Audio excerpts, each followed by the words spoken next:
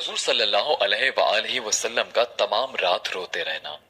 نبی اکرم صلی اللہ علیہ وآلہ وسلم ایک مرتبہ تمام رات روتے رہے اور صبح تک نماز میں یہ آیت تلاوت فرماتے رہے، إن تعذبهم فإنهم عبادك وإن تغفر لهم فإنك أنت العزيز الحكيم۔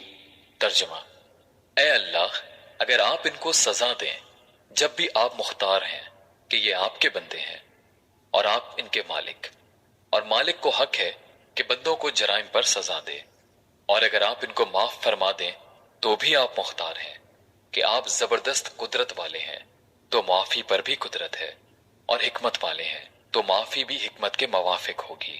امام اعظم رحمت اللہ علیہ کے متعلق بھی نقل کیا گیا ہے کہ وہ ایک شب تمام رات یہ آیت شریفہ پڑھتے رہے اور روتے رہے، وامتازوا اليوم أيها المجرمون۔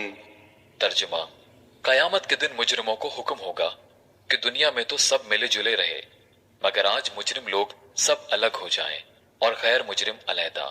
اس حکم کو سن کر جتنا بھی رویا جاوے تھوڑا ہے کہ نامعلوم اپنا شمار مجرموں میں ہوگا یا فرمانبرداروں میں۔